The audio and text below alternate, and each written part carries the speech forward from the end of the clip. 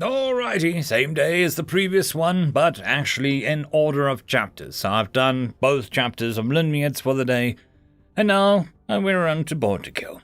The same usual gumph, go check out the podcast, and pinned comment will have details about that and some other stuff.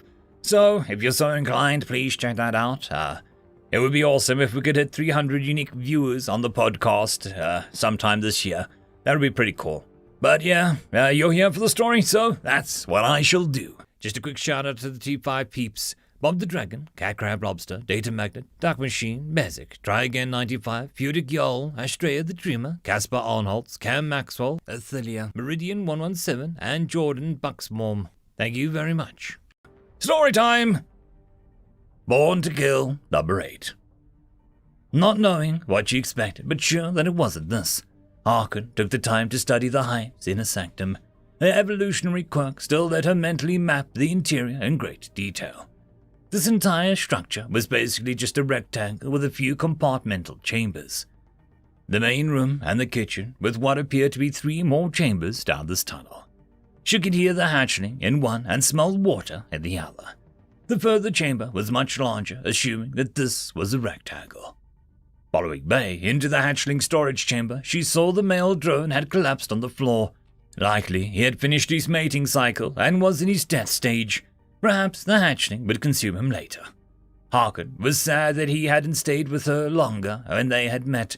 She hadn't even had a chance to thank him for saving her life. Oh, don't mind him. He can sleep through anything. He had a rough day. He's the primary surgeon on board. Spent all day going over the techniques that he is going to need for Patel after his swelling is under control. Bay captured the hatchling who was pacing in his cage. This little guy, on the other hand, likes to wake up for a song or two. Harkin couldn't say how long she stayed in the chamber. She had apparently finished all the jelly while watching Bay vibrate the hatchling with her speech organs. The song had helped Harkin through her intense reaction to the jelly. The smell had been overpowering, but actually eating it was making her dizzy. Thankfully, the hatchling hardly seemed aware of the intruder in its chamber. "Let's go," Bay mouthed without a sound, and the tutor indicated her meaning. Harkin's head was swimming, but she managed to guide her platform out of the room without disturbing the drone or the hatchling. Back at the table, inebriation allowed for candor. Harkin simply asked Bay what she was, and the tutor somehow made the question coherent to her host. Bay seemed to know where to start and wiped the drool off her shoulder and began. "Well, first of all, I'm no queen brood mother, or whatever it is your translator keeps saying. Brood of 3, just Lucas, Renee, and myself. We're a part of a support staff for the draftees. Renee is a doctor, so am I," Bay laughed. "I have 2 doctorates, one in trauma physiology and another in neuroscience, and I don't think anyone has called me doctor since we left Sol. They call me Shrink. I was part of the team that developed the enhanced emotional combat therapy device, and my job here is to help draftees cope with combat-related trauma and to develop new techniques for future draftees." The tutor was making a heroic effort to make this clear to Harkin, but it had its limits. Harkin now knew in vague terms that Bay was able to produce offspring, but only in a very limited fashion, and that her mate wasn't a half-genome drone, but a very talented healer. Bay was an extremely specialized healer, but of the mind, and was sent here to learn new healing techniques. "So, your troops are not troops?" Harkin was now very puzzled. "Yes and no. It's complicated." Bay this time snapped 2 bottles open with one hand and offered one to Harkin. When she declined, Bay finished them both in rapid succession before continuing. "We had to have enough eligible troops for the Calaxian to be able to justify including us into the Galactic War Organization. I understand your empire uses less than 2% of you as military personnel, and from that 2%, the random selection only takes something like a quarter. Well, we needed to include 73% of our entire globe just to make the eligibility cutoff. Every man, woman, and, depending on your standards, child over the age of 17. There was some pushback from certain pacifist religions and more patriarchy-centered cultures about the inclusion of some groups, but we were in no state to turn down the aid the Calaxian had to offer."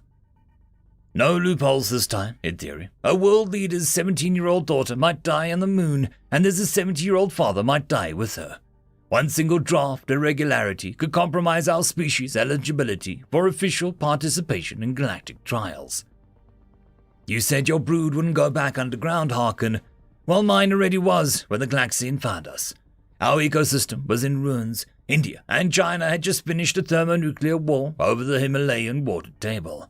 Turns out that you don't need fresh water when the people that needed it are turned to ash. No one needed salt water. We had plenty of that drowning the coasts that were home to half of the remaining population. There wasn't a drop of oil left in reasonable access areas. We were using fusion plants to cool down entire cities, just to keep going.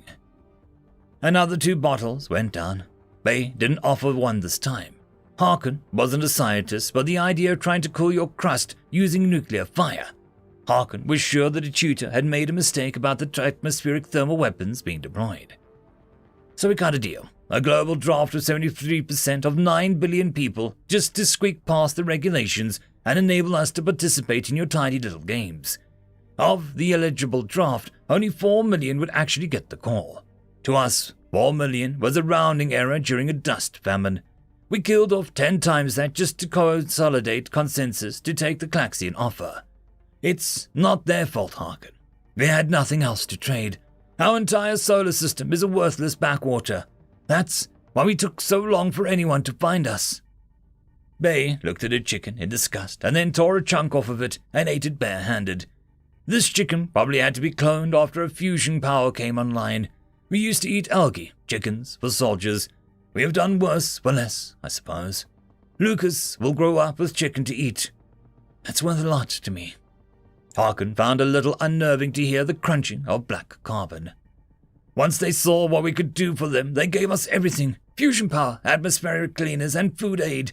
Hell, we would have done it just for the clean water. We sold what was left of our souls, and the worst part was we got a better deal than we deserved. Bay seemed like she had been talking more to herself than to Harkin until her bloodshot eyes locked onto Harkin. You want to see what you're up against? What I build? I could show you. I'm not supposed to, but I can do it. Bay's speech was getting slurred, and the tutor was having a hard time now. Even drunk, she was so fast Harkin didn't have time to stop her as she activated the tutor. Harkin's visual input expanded to her entire vision. She was blind. She could still hear Bay, but she sounded so far away. Enhanced emotional combat therapy. Sounded better when I wrote it. Let me show you what we are selling. What the Klaxians bought. Buyers beware, right? No refunds. Crying laughter. What a joke. End of chapter. And that, my friends, concludes this video. I hope that you enjoyed. There are links down below, both to support this channel and for the author of this fiction. Anyways, I hope you all have a fantastic one, and I'll see you next time. Cheers.